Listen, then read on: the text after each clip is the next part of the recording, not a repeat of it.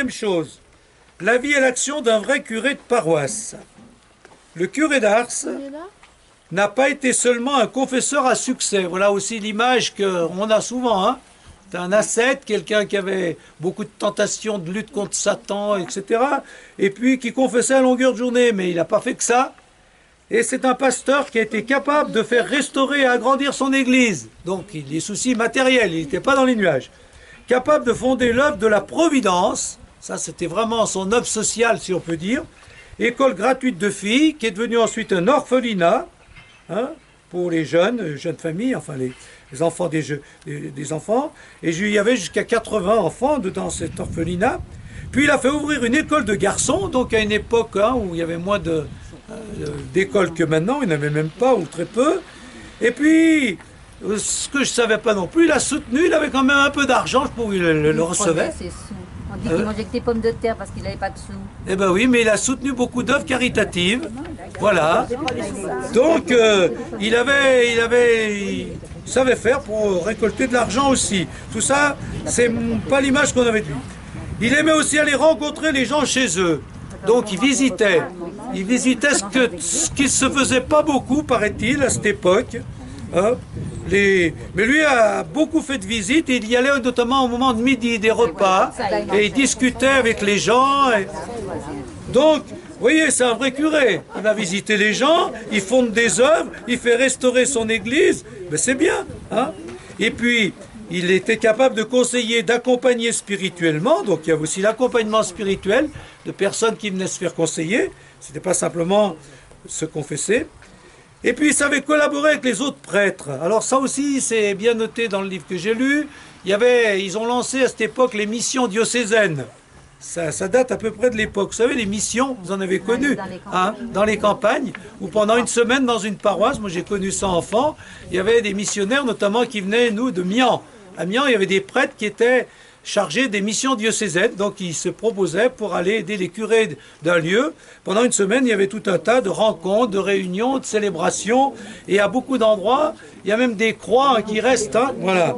Donc, ça supposait un travail avec les autres prêtres. Donc, ce n'est pas un prêtre isolé, et il participait à ces équipes, notamment lui, il était chargé des confessions, ça c'est vrai, dans le cadre de ses missions. Parce que les autres prêtres le jugeaient pas trop capable de faire des conférences. Hein. Vous verrez pourquoi, ça va se dire dans un moment.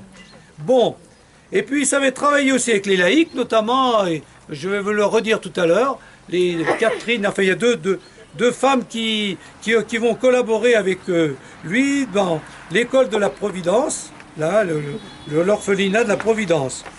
Il avait plein d'initiatives apostoliques, notamment pour former... J'arrive pas à tourner la page. Les maîtres et les maîtresses d'école. Hein. Donc, c'est pas lui qui les formait, mais il allait les conduire vers des lieux où il y avait ces formations, évidemment pas aussi importantes que maintenant, pour faire l'école à ces enfants qu'ils avaient, hein, aussi bien les garçons que les filles. Mais surtout, il s'est battu, et tout à l'heure, il y aura, je ne vais pas trop insister là-dessus, mais il y aura une réflexion pour faire respecter le repos du dimanche. Donc il a réussi à faire en sorte que les valets, les fermes, tous les ouvriers des fermes ne travaillent plus le dimanche. Hein? Bon, et vous verrez, ça lui a créé des problèmes parce que dans les villages environnants, ça commence à se dire, et bon, vous verrez, tout à l'heure je l'expliquerai.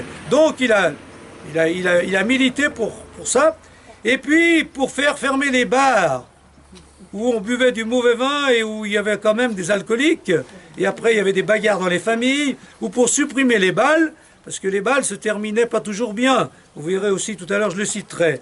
Donc, bon, il a voulu faire respecter la morale et les mœurs dans son village, ce qu'on ne pourrait plus faire aujourd'hui en tant que curé. Hein. Si on se mêle de morale et de mœurs, on est perdu là. Hein. Donc ça, le curé pouvait faire la morale aux gens, hein, et aux communes même. Voilà.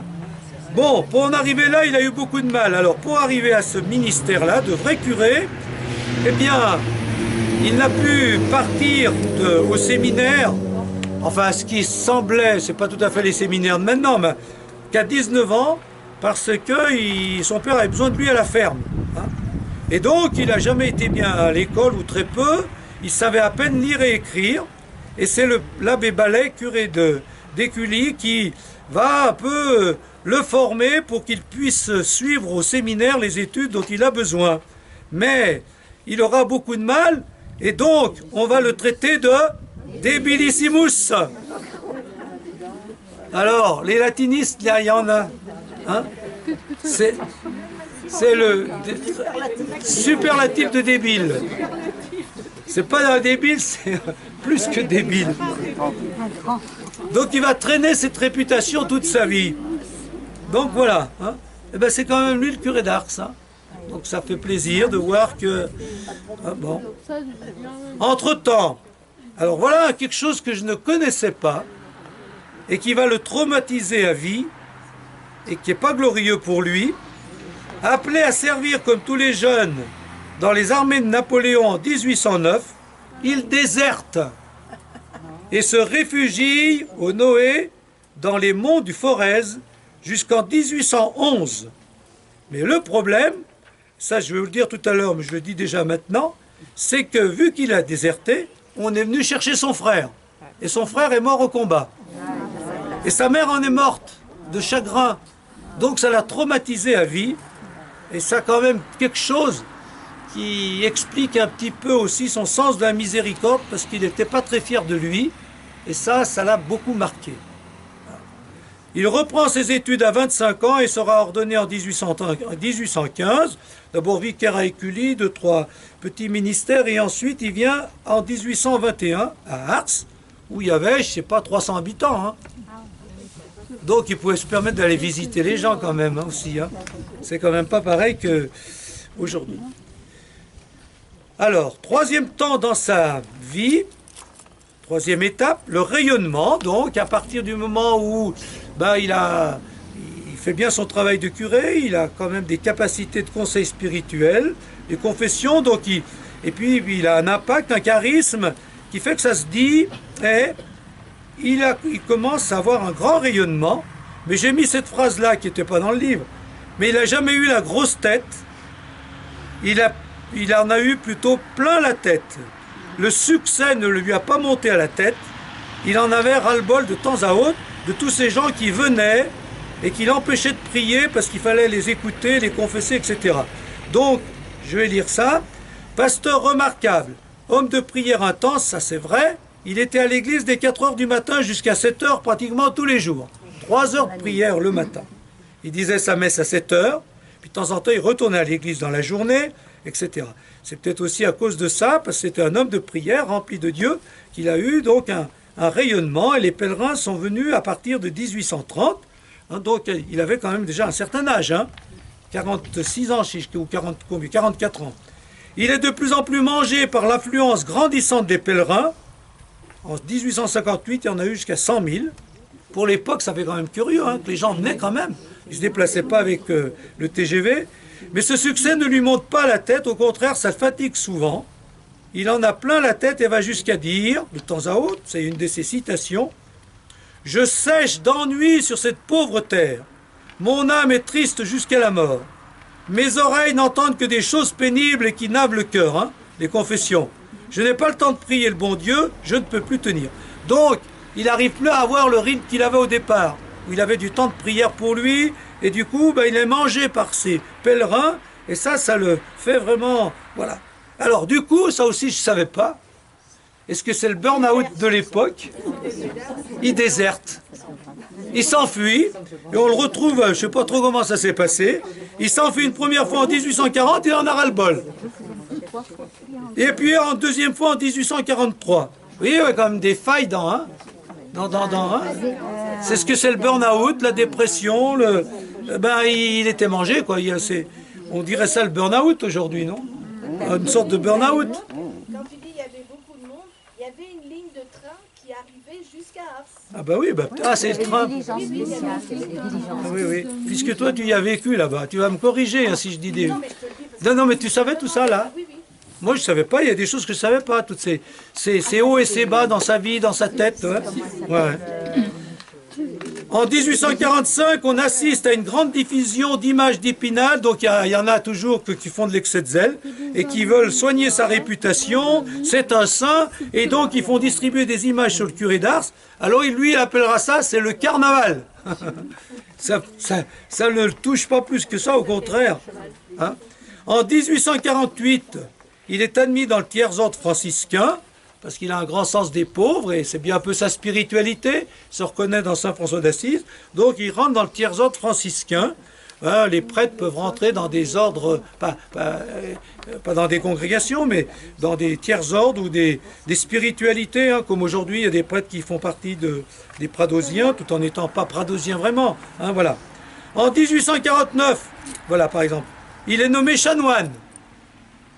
Mais il vendra son camail au profit des missions. Vous voyez tout l'effet que ça lui fait. Le camail, c'était, vous savez, vous avez dû voir ça, hein, les ornements des chanoines. Avant, c'était dans les cathédrales, ouais, il y avait tout ça. Oui, peau de lapin et compagnie, voilà. En 1853, troisième fuite. Oui, ça quand même, hein. En 1856, il est nommé chevalier de la Légion d'honneur. Mais là, pareil, il vendra sa médaille au profit des pauvres. Voilà, c'est aussi comme ça qu'il avait de l'argent, il vendait des trucs comme ça. Voilà, enfin bref. Le curé d'Ars épuisé s'éteint le 4 août 1859 à 2 h du matin dans son presbytère. Il aura rempli son ministère jusqu'au bout, en étant animé par un amour passionné et en même temps angoissé de Dieu. On peut dire ça comme ça. Vraiment, Dieu, l'amour de Dieu, il y tient. Mais en même temps, il a toujours eu un fond d'angoisse, d'inquiétude. Et c'est aussi l'époque où, ben oui, on avait un peu peur de Dieu, peur de l'enfer, hein, tout ça. Donc ça l'a aussi marqué. Mais amour, voilà, passionné et en même temps angoissé de Dieu. Ayant toujours peur de ne pas en faire assez. Et souffrant aussi ça explique son angoisse, de voir comment les gens restaient loin de Dieu malgré tous ses appels. Voilà. Donc, il avait beaucoup de succès, mais ça ne lui a pas monté la tête. Mais n'empêche aussi que, malgré tout, ses propres paroissiens, c'est comme toujours, les gens viennent plutôt de l'extérieur. Ses propres paroissiens, il y en a bien qui ne venaient pas trop quand même. Hein. Et notamment, il disait, je ne l'ai pas cité là, si au moins ils pouvaient venir 4 fois par an à l'église, certains, mais ils ne venaient même pas. Hein. Bon, donc ça veut dire que le succès qu'il a eu, c'est pas forcément dans sa paroisse, pour tout le monde en tout cas. Voilà. Bon voilà, en gros voilà sa vie. Mais je voudrais insister plutôt sur tous ces messages. Le premier, donc qui est adressé à chacun de vous. Vous pouvez, donc j'ai mis ça comme ça, j'ai transformé un peu dans ce qui est dit dans le livre.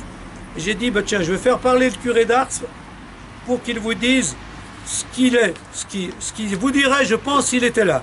Premièrement, vous devez devenir des saints. La sainteté, c'est pas pour certains, c'est pour tout le monde. Hein, la sainteté, c'est vraiment vivre l'évangile. Donc, il ne faut pas être des chrétiens médiocres, il ne faut pas être des chrétiens à moitié, il faut essayer de vivre à fond l'évangile le plus possible.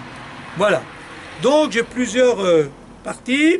Le devoir d'être saint. Je n'ai pas autre chose à vous prouver que l'indispensable obligation où nous sommes de devenir des saints. Alors, la sainteté. La sainteté, c'est accessible à tous. Il ne faut pas dire que c'est impossible.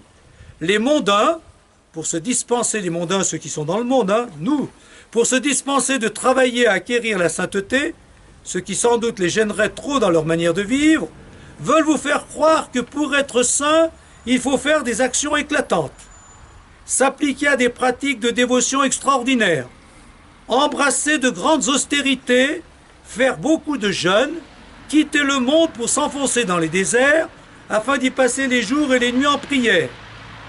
Mais ce n'est pas ce que Dieu demande de tous.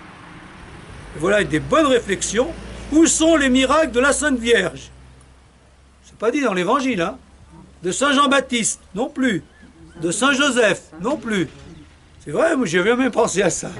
Mais regardez l'Évangile, ils n'ont pas fait de miracle et pourtant ils sont saints. Jésus lui-même dit que plusieurs, au jour du jugement, s'écrieront « Seigneur, n'avons-nous pas prophétisé en votre nom, chassé les démons et fait des miracles ?» Donc, même si vous faites des miracles, je ne sais pas si ça vous arrive, vous n'êtes pas forcément saints, puisque ceux qui dans l'Évangile disent « On a fait des miracles », Dieu va leur dire, retirez-vous de moi, ouvriers d'iniquité, leur répondra le juste juge. Voilà, vous avez fait de grandes choses, et vous n'avez rien fait pour vous sauver et mériter mon amour. Donc l'essentiel, pour être saint, c'est pas de faire des choses extraordinaires, c'est de vivre dans l'amour qui vient de Dieu. Mettre de l'amour dans toute notre vie, hein, tout faire par amour, comme on l'a déjà dit avec d'autres, mettre de l'amour des autres, de l'amour de ce qu'on fait, dans tout ce qu'on fait. Voilà. Vous voyez donc, mes frères, que la sainteté ne consiste pas à faire de grandes choses, mais à garder fidèlement les commandements de Dieu et à remplir ses devoirs là où le bon Dieu nous a placés. Voilà. Hein. Poussez là où Dieu vous a planté.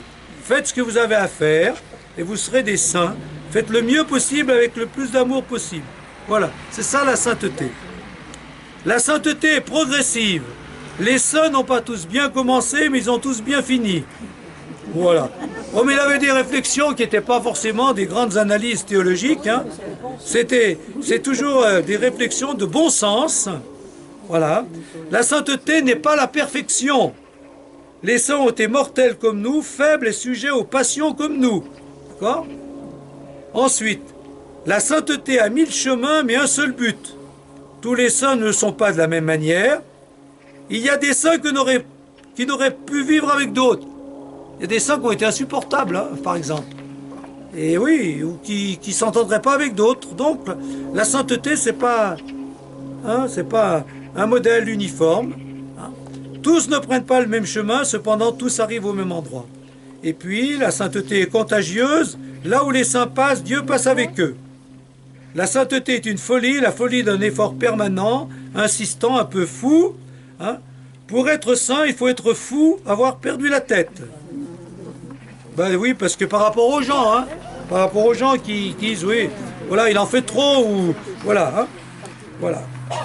Est-ce que vous voulez réagir à ces idées, aux idées du curé d'Ars sur la sainteté?